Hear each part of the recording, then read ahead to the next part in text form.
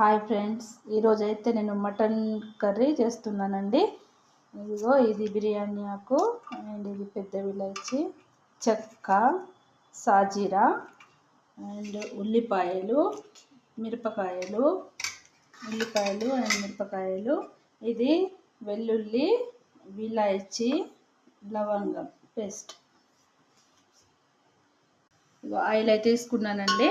ఇందులో ఇవన్నీ వేసేస్తా. ఇందులో అన్నీ అయితే వేసుకున్నానండి.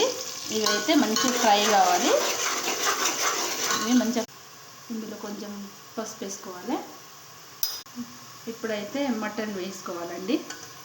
మటన్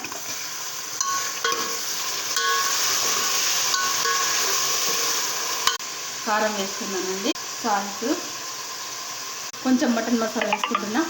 కర్రీ అయితే రెడీ అయిందండి. ఫ్రై ఇది కొత్తిమీర వేసుకుంటున్నా.